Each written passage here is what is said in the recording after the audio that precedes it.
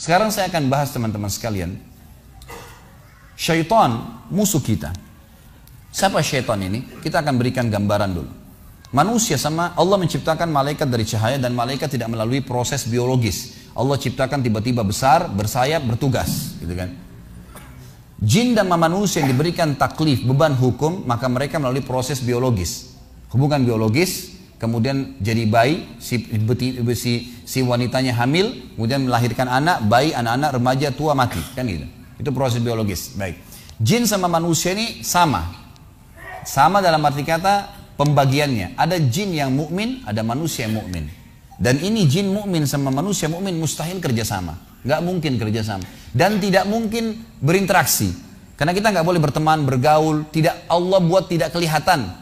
Apalagi sampai menikah, apalagi sampai minta tolong. Mustahil. Yang beriman tidak akan melakukan ini. Manusia beriman dan jin beriman. Tinggal yang kedua, ada golongan manusia namanya fasik. Ada jin juga fasik. Siapa fasik ini? Orang beriman kepada Allah tapi fasik, masih berbuat dosa. Beriman pada Allah, muslim, tapi masih zina, masih bohong, masih riba, ini namanya fasik. Ada golongan ketiga manusia kafir, ada jin kafir. Khusus di alam jin, yang fasik sama yang kafir ini namanya syaitan. Namanya syaitan. Dipimpin oleh iblis. Jadi semua syaitan pasti jin. Tidak semua jin itu syaitan. Faham ini ya? Baik. Dipimpin oleh iblis. Jadi iblis ini pimpinannya syaitan, bukan pimpinan jin. Di alam jin itu ada jihad, mereka berperang, gitu kan? Kalau bukan iblis karena sudah terlanjur minta sama Allah dipanjangkan umurnya sampai hari kiamat, sudah lama dibunuh oleh jin mukmin tuh. Di alam situ ada, gitu kan? Nah, golongan syaitan ini selalu ingin menyesatkan manusia. Menyesatkan manusia. Tentu ini disebutkan dalam surah Jin ya. Di antara ayatnya adalah a'udzubillahi minasyaitonirrajim wa kana yaqulu safihuna 'ala Allahi syatata. Jin-jin beriman berkata, dulu orang bodoh di antara kami, maksudnya iblis, telah berkata kepada Allah sesuatu yang dusta, yang buruk, yaitu Allah punya anak, itu kan, suruh sembah berhala, ngakuin dia sebagai Tuhan. Jadi jin beriman membantah itu. Jin beriman membantah itu.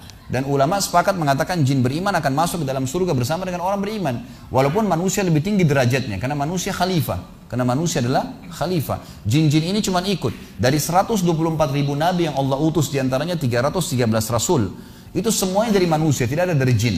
Jin cuma sekedar mengikuti kita. Makanya tidak boleh interaksi, nggak boleh minta tolong, karena mereka di bawah kita, teman-teman sekalian. Di bawah manusia. Allah pada saat mengatakan dalam surah Al-Baqarah kepada para malaikat, a'udzubillahi minasyaitonirrajim, inni ja'ilun fil ardi khalifah, saya akan jadikan di muka bumi khalifah. Siapa khalifah? Ini pemimpin. Manusia ini begitu datang di sebuah tempat, tadinya kalau kosong, antum datang tinggal di situ, maka semua makhluk Allah pindah. Mau ular, mau singa, mau apa, pindah. Cium bau manusia, pergi. Jin-jin pun semuanya pergi. Mereka nggak ada yang berani sama manusia, karena mereka tahu dengan sunnatullah ini khalifah. Bodohnya banyak manusia tidak faham. Mereka datang minta tolong kepada makhluk-makhluk ini. Apalagi golongan syaitan. Seperti contoh, dalam surah Jin disebutkan, salah satu penyebab turun ayat-ayat, 10 ayat pertama dalam surah Jin, tepatnya 15 ayat pertama. Kata Ibnu Katsir rahimahullah bahwasanya orang-orang Arab jahiliyah dulu, mereka biasa kalau mengadakan perjalanan, mereka kalau turun di sebuah lembah, maka tidak ada sebab, tidak ada apa-apa. Tapi pimpinan kafilahnya mengeluarkan setengah bekal dari bekal makanan mereka, minuman mereka. Lalu dia pergi ke tengah-tengah lembah lalu berkata, wahai penjaga lembah, ini setengah bekal kami, ambillah dan jangan ganggu kami. Apa kata Allah Azza wa Jalla tentang syaitan yang lewat di situ? Fazaduhum rahaqa. Syaitan-syaitan makin kerjain mereka. Awalnya nggak ada apa-apa. Yang jaga lembah malaikat, yang jaga gunung malaikat, yang tiupin angin malaikat, yang turun hujan malaikat. Semua malaikat nih penuh di muka bumi. Tapi bodohnya dia datang minta-minta kepada syaitan. Selalu kalau orang-orang, maaf saya bahasakan, ini harus diganti definisinya. Banyak orang bilang di Indonesia orang pintar. Ini orang tidak pintar. Orang tidak normal, jangan dibilang paranormal. Ini definisi yang salah sehingga membuat orang awam pada belajar sama mereka. Ini orang-orang bodoh. Kenapa bodoh? Karena jauh dari Allah Azza wa Jalla. Ini Allah murka dengan mereka. Mereka bodohnya datang tidak faham kedudukannya sebagai khalifah. Mereka manusia. Jadi mereka datang bersemedi di hutan, di gua, di pinggir lautan. Hari pertama dia bersemedi, syaitannya lewat, syaitannya gak berani ganggu. Ini manusia nih, ini khalifah, pemimpin. Tapi hari kedua Hari ketiga nggak makan, nggak minum, buang air besar di situ, buang air kecil di situ. Bodoh. Akhirnya syaitan mulai hari ketiga keluarin suaranya. Iya, kamu mau apa? Ya, saya mau ilmu kebal. Coba perhatikan orang bodohnya syaitan, ya. Terus kemudian membodohi orang yang pintar. Orang pintarnya jadi bodoh juga kena ikut-ikutan. Disuruh apa? Minum darah, minum kencing kamu, makan kotoran kamu. Bodoh. Gimana caranya nih? Allah sudah bongkar kepada kita masalah itu, soalnya bukan perkataan saya, gitu kan? Dibongkar kedoknya gitu. Seperti ibaratnya orang-orang yang kuliah, Anda kuliah, sarjana, pintar, masya Allah cerdas, sakit kepala lewat di pinggir jalan, lewat anak SD, dek sebentar dek, panggil, kita lagi, ini orang lagi sakit kepala nih, orang kuliah nih, panggil dek, kepala saya sakit, apa obatnya? Si anak SD bilang, minum kencing saya kak. Bodohnya nih anak kuliah mengatakan, baik sini kencingmu. Begitu orang yang kerja sama jin teman-teman. Syaitan musuh, syaitan lemah. Dan itu jalan di muka bumi cuma ada dua teman-teman. Jalannya Allah Azza wa Jalla, Allah la ilaha illallah. Ini Allah, tidak ada Tuhan selain. Ujung-ujungnya masuk surga. Juru bicaranya nabi-nabi, diteruskan oleh para ulama. Sebagaimana sabda Nabi SAW, al-ulama warasatul anbiya. Ulama pewaris para nabi. Dilanjutkan oleh para da'i-da'i. Mau selamat hadir majelis ilmu seperti ini. Karena ini memandu ke jalan nabi-nabi dan nabi pandu ke jalan Allah SWT. Dan ini adalah jalan yang masuk ke surga, nggak ada jalan lain. Jalan yang kedua dan tidak ada jalan yang ketiga, jalannya syaitan, iblis. Juru bicaranya dukun, peramal, penyamun, penyihir dan ahli maksiat. Berkumpul sama mereka pasti dipandu ke jalan syaitan, ujung-ujungnya neraka. Nggak ada jalan lain dan tidak bisa disatuin, nggak bisa. Nggak bisa. Orang yang bilang, oh saya cuma pelihara khadam jin muslim, ini sama syaitan itu. Itu syaitan, nggak boleh. Inna syaitana lakum aduun fattakhiduhu aduwa, kata Allah. Syaitan musuh kalian, jadikan musuh. Tahu musuh teman-teman sekalian? Kalau saya lagi berhadapan sama musuh di medan perang, saya pegang perisai, pegang pedang. Lalu musuh saya juga begitu. Kalau saya tidak nangkis, tidak nyerang, dia apain sama musuh? Dibacot lah, dibunuh pasti, gitu kan? Kalau tidak nangkis, digoda sama syaitan, dibisikin, a'udzu billahi minasyaitonir rajim. Lawan, tepis, tangkis. Dibisikin apa-apa, jangan ikutin. Seperti orang lagi tawarin produk, kita lagi di mobil ditawarin produk, gak usah buka kacanya, gitu kan? Syaitan begitu, jangan dihiraukan. Ada lawan jenis lewat itu begini, enggak, saya tidak mau lihat, tetap jalan. Dia gak bisa buat apa-apa.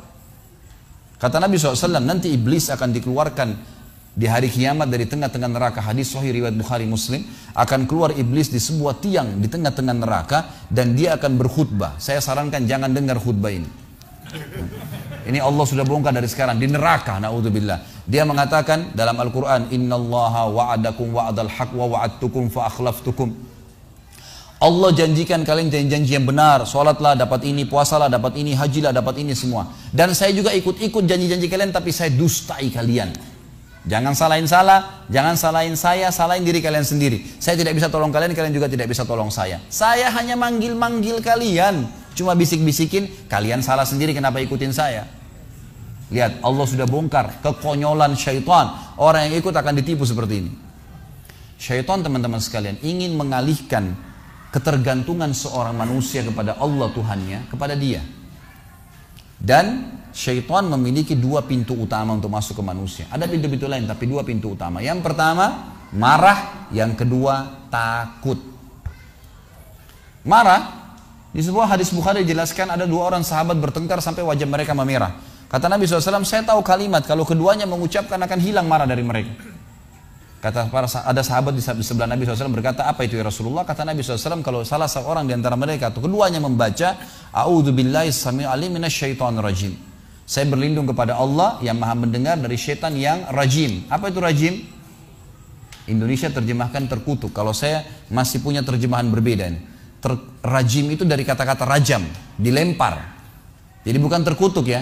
Makna ulama mengatakan dalam tafsir ar-rajim artinya adalah kalau kita membaca satu kali isti'adzah, Allah utus malaikat untuk memanah syaitan yang sedang menggoda kita dengan panah-panah api. Makanya dikatakan ar-rajim. Kalau terkutuk masih sempit. Ini memang dipanah oleh malaikat. Makanya kalau antum merasa terganggu, jalan di tempat gelap, merinding, ada bisikan, a'udzubillahi minasyaitonirrajim. Masih ada 2 kali. Insya Allah maksimal 5 kali saya jamin dengan izin Allah nggak ada lagi itu. Hilang semua itu. Karena malaikat datang, bukan tugas kita, nggak usah repot-repot. Manusia khalifah. Nggak usah repot-repot lawan syaitan. Udah malaikat tugasnya. Gitu kan. Allah kasih malaikat tidak tidur, tidak capek, kuat, bisa lawan mereka. Bukan tugas kita. Baca a'udzubillahi minasyaitonirrajim, selesai.